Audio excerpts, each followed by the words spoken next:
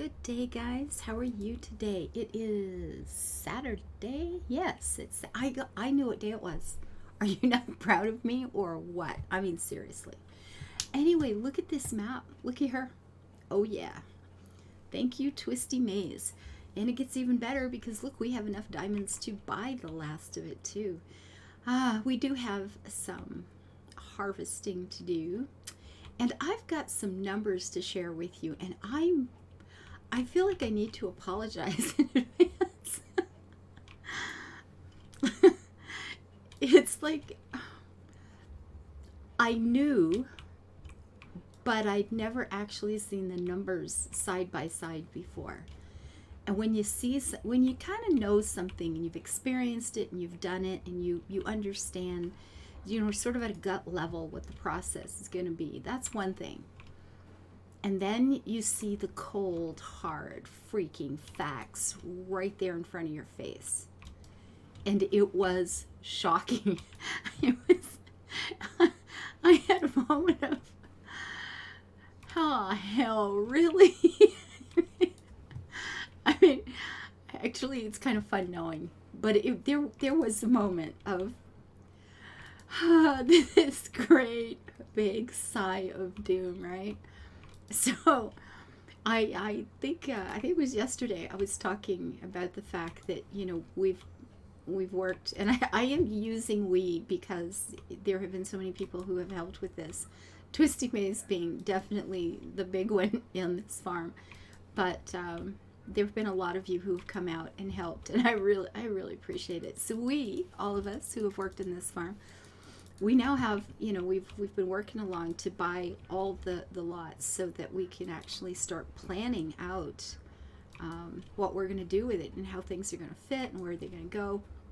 And keeping in mind that this is going to be a single farm. This is an estate. One place, one farm, one home. And that's, that's a big thing. That's taken out a lot of things in the game for decorative items and even a lot of the service buildings and stuff that I won't be using. And I need to remember that going forward. Can I justify this building on the farm? And one of the things, of course, is a lot of the shops that let you, sell your crops for diamonds. They're also the best storage place for those things. And I've had whole rows of fish markets and whole rows of flower shops and things like that, and that's not going to be an option. That won't fit on this farm because this is a single farm. I can say we're going to have a roadside market area, or like even wineries and stuff, they have weekends or whatever, they're open and you can go in and try some new wines and shop, and things like that. So that seems quite justifiable that we could have at least one of each of the shop. Not all of the shops, so we can't have a clothing shop because we're not in a clothing business. I think the looms are probably okay if we're saying, we have sheep and we're just, kind of processing them at a basic level to sell them. That's one thing, but a clothing shop seems out of place, as does, unfortunately, the barber shop. So that kind of storage is going to be a problem. So the warehouse is very important to me on this farm, and I've already started leveling it a little. I'm up to level, 30. You know what? Let's go see, because I have no idea what I've got it to, but I figure I could look. So we are at level 40. Okay, well, I'm doing better than I thought, but we've got to get to 200. And, yeah, as you do. So this one, we're looking at 15,000. Well, that's going to still leave me enough to buy that last property, so I'm going to go ahead and do that. And I'm going to check the grapes and make sure that I don't sell them all off, because I can see that grapes are the next thing coming up. But let's go ahead and do this for sure.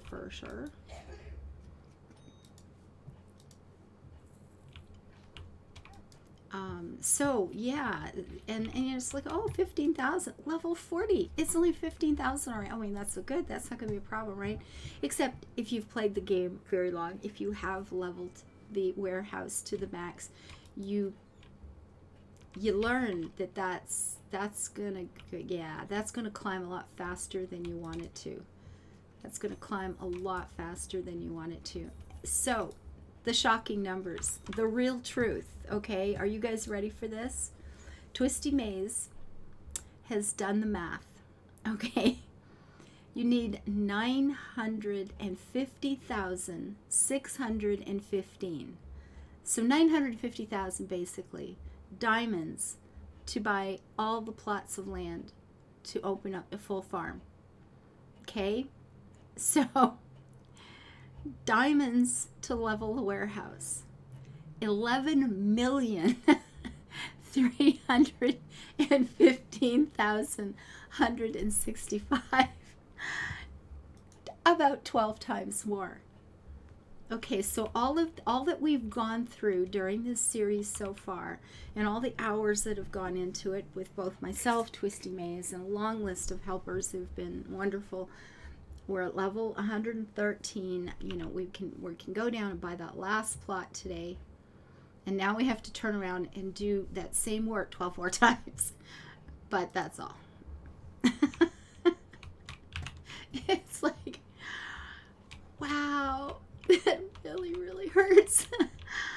Oh my goodness. And like I said, I've done it on a couple of farms. You know, you just putz away and you get it done. But it feels like, for me, the warehouse is always one of the last things I get sorted out. It's like way at the end of the line in terms of the progress on my farm. I think in the last one, what was this? I don't remember, but I just want, like, in birds. On Air Dutch Farm, I think I was getting up pretty close to completing the leveling of the farm before the warehouse was done. I mean, for all I know, it was done first. You know, I leveled the farm before the warehouse, and I certainly is the case on my first farm, Fantasy Farm, for sure. Yeah, but dang. Yeah, so usually it's, you know, by the time I'm getting the warehouse done, the farm is pretty much level. And I don't have Fantasy Farm or the warehouse completely leveled there, but they're both just, you know, a matter of a few levels from being done. So they're pretty close to finishing at the same time. And it feels like that's what happened at Air Dutch. But like, wow. I need it sooner than that. I need it sooner than that. Or I'm just going to have to buy a lot of barns.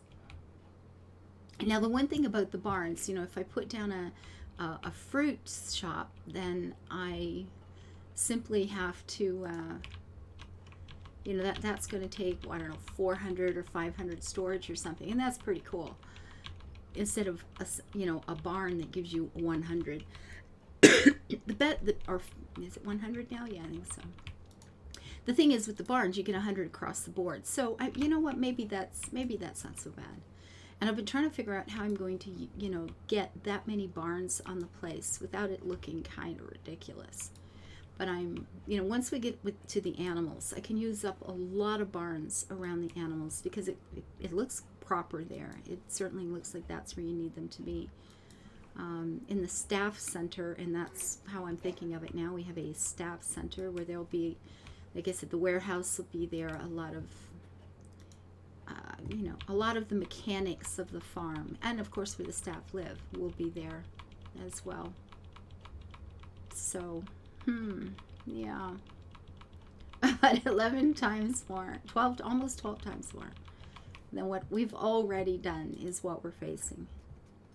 So with this game, what twist? How did he put it? The Twisty Maze. Where did he write that?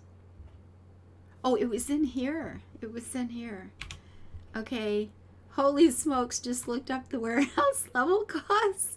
It's the journey, not the destination. It's the journey, not the destination. Indeed. Oh my goodness. No kidding, right? Do I have? No, I got those planted already. We'll just do this. So yeah, this game is very much about just being in the moment, enjoying what you're doing, relaxing a little bit, which is why I love it. it is very much about just, be here now. Baba Ram Das, just be here now. Oh my goodness. But it was, yeah, like I said, but you don't know. And then when you do know, you're going, oh God, did I want to? But I like it. I do. I actually love it because goals, I'm a very goal-oriented person. I like to plan something and get it done. It feels really good. I like to see something, and that's why when I play games, I always call it my personal questing, because I can get into a game like ESO, for instance, and I will, there's all the questing that's done, and the stories are so beautiful, and the artwork of the game, the landscapes are extraordinary. You meet a lot of recurring characters that, the stories carry you through. They evolve. They continue on nicely. There's a lot of, little day-to-day questing where you're just helping a village or a couple of people, just a family that needs something. There's the small stories that make you feel nice, and then the big epic stories that go on for years. And that's all fun. I mean, I love it. It's quite nice. But I have personal quests that keep you playing, because the game quests, I suppose you could just get through that one day, but I always have personal quests in game. What am I going to do? What do I want to do with the game? And for me, it might be getting a character to have their own home, or a character to a specific level in something, or a character who has managed to visit all of these places because it was somewhere their parents traveled and they want to rewalk the steps of loved ones, or I get these little stories in my head, and for me the games are all about personal quests, and that's what this game is. It's all personal quests. You have those little ones along the way that you're going to make most of your ribbons from, and they give you something to do and a focus to progress, and if you just follow those quests, that's absolutely wonderful. You will eventually level up everything, and you'll get there. And if you're having fun along the way, then it doesn't matter, it doesn't matter at all. It doesn't matter at all when you get there, because it was fun. The traveling was the fun part. And for me, I say I'm goal oriented, but it's not like I want to go to San Francisco. So I've decided I have to drive, because with COVID, that's the safest way. So I'm going to drive to San Francisco, and I can be alone in my car and listen to books on tape. And oh my goodness. Okay, I'm sorry. I was just using this as an example, and I just convinced myself that that's what I want to do. But anyway, next story. Anyway, go on. You can just make it. You're saying I'm doing this, and I am not goal-oriented in that I'm going to pick out a route, decide how many hours a day I'm driving, have my motels booked ahead of time, and then get to San Francisco in the quickest possible time driving. It's like, that is never going to happen for me. I would probably do that, because then I will do the planning for that, because then I'll have an idea of what the realities of the trip are. And I think you need to know the realities of things before you jump into something. I think that kind of matters. But that doesn't mean it stops you from jumping. You jump anyway, okay? You don't check out the reality and then scare yourself and not do something you wanted. You just check out the realities, and then you close your eyes and jump anyhow. It's all fine. But I would know all of that, so I would have some idea. But as I'm driving along and I see a sign up that says, Castle on the Hill, petting zoo over there, best cheese shop in the state over here, I'm going to be making so many side trips. And quite frankly, I've done things like you get off a major highway. Assuming I could bring myself to travel a major highway, I would probably end up traveling every back road possible, and a 3-day trip would take me 8 days. True story. That's based on an actual experience. But you know, you see something along the way, it's like award-winning writing stable. Okay, well, I'm just going to stop here and spend the afternoon writing, and then I'll ask them where the nearest hotel is, and I'll sort something out then. But I take a lot of back roads. I take a lot of smaller highways. My goal is definitely San Francisco, and I will have all the facts. But the journey is the fun part. San Francisco is the bonus at the end. San Francisco might be the pot of gold at the end of the rainbow, but man, the rainbow is pretty freaking fun to go sliding down. I'm just saying. Anyway. Indeed. So that's going to be pretty much it for today. I'm just harvesting away here. I am going to very, very soon now. Actually, that's not going to be the end. I'm going to get to the end of this row, and we're going to go down by that last lot. That will be the end of the day. And then I've got to take a serious look around the map. Just actually walk it. Again, you got to have the realities. I can look at this, but the reality is going to be what it feels like when I walk across this place, right? You betcha. My staff center, I want to have a staff house in it. I want to have a lot of the mechanical things in it. The fuel pump, the warehouse will be there. I want to have a nice place for them to eat. So they'll be, you know, both inside the house where they have, you know, the staff kitchen, which is shared and all that stuff. But I'm thinking I could add, oh my goodness, like a little, the little pancake and jam stand or something, you know, just as a, you know, a breakfast buffet outside where, you know, if we're going to have people live, maybe we've got a chef. We've got somebody that, you know, the staff cook, right? I worked at a YMCA camp for kids one time as the staff cook, or the camp cook, I guess. I cooked for everybody. I learned to make meals for 400 to 600 people at a time. It's quite fun. I loved it. I'm not going to kid you. I loved that job. I thought it was freaking awesome. I was quite happy there. I was out in the country. The mornings were really early. Oh my God, I had to be in the kitchen by, you know, 5 a.m. sort of thing. But it was out in the country. There was a stable there. I could visit the horses, and it was just, oh man, I loved that job. I had the kitchen to myself at that time in the morning. The cleanup staff didn't show up until quite a bit later. And that's the thing. I had staff, right? They set the tables. They cleaned up the tables. They did all the dishes. The only part of the whole kitchen, I took care of where I cooked. The actual, which was half of the big room was where I cooked, and the other half was where they did all the cleaning and the stuff, right? I loved that job. It was brilliant. I did all the, you know, the ordering of food and the setting of menus and the cooking of the things, and they were very long days because it was from breakfast, you know, which was about 8 in the morning there.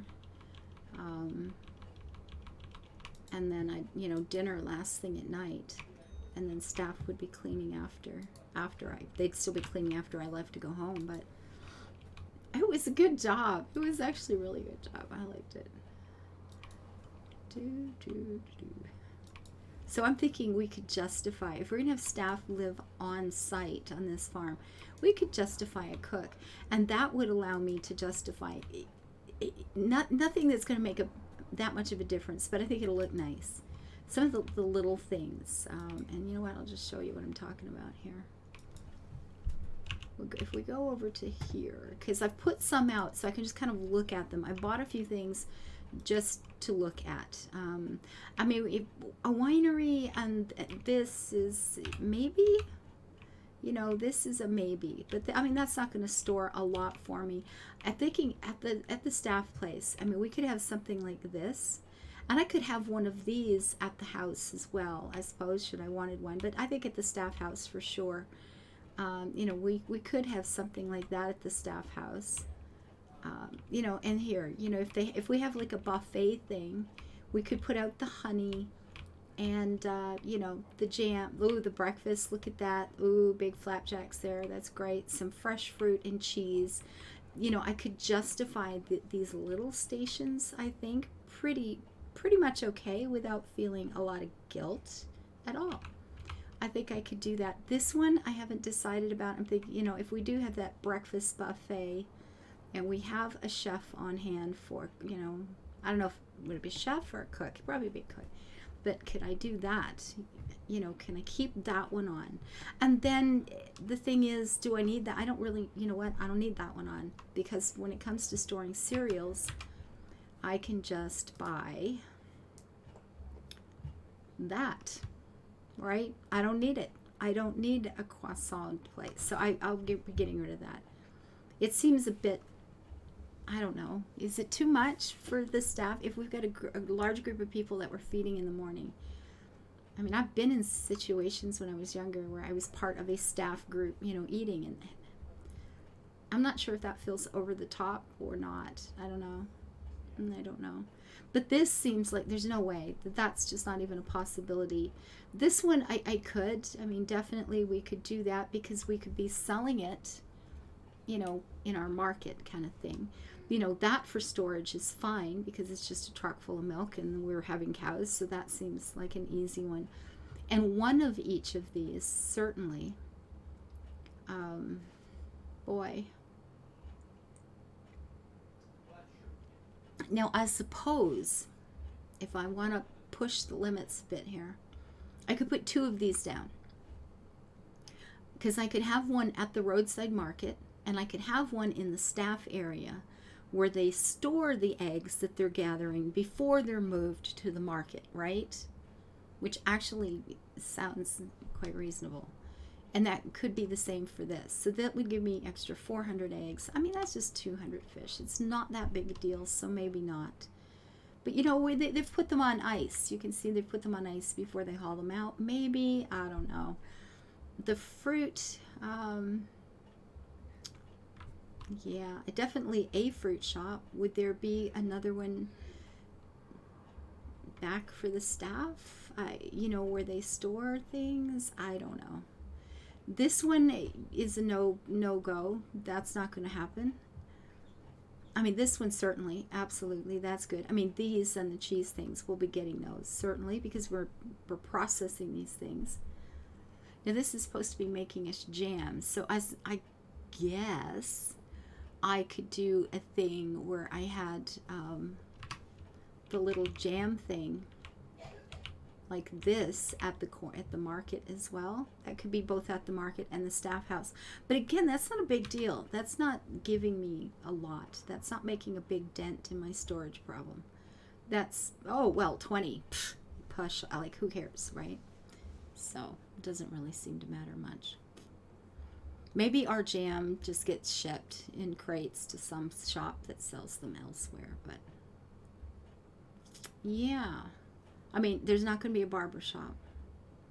So I'm going to have to just use a lot of, and I need to buy these, although I guess I have them now, you know, and start this gosh awful process. These 5 are going to be back in the staff area as well, for sure. And yeah, I think I'll get rid of the croissant thing there, unfortunately. And we'll just put in a thing like this for bread, maybe. Although that's like straight out of the oven. That's where the cook would cook it, but that's not where would people go in and take it out of there for breakfast? I don't know. I'm not sure. But the staff area, I want it to be nice. I want it to have a lot of good things. I want it to feel like a busy, you know, a busy farm center where there's a lot of things going on, and that sounds like a lot of fun to me. No, that was a mistake there, sunshine. Anyway, let's go by the last property of the farm. Woo-hoo-hoo. Look at this. Oh, I just got a rush. I just got a rush. So keep that in mind. It's going to take you $950,000 and change to buy the property. So we're looking at about, you know, about $1 million, getting close to $1 million diamonds to buy everything on the open up the whole farm. and it's going to take almost 12 times that, well over 1.3 million or 11 million and a third to be able to buy, to level up your warehouse. So keep it in mind, folks. There it is. 57 was the last amount, and we're done. Wow! Ta-da! Oh my goodness, so cool.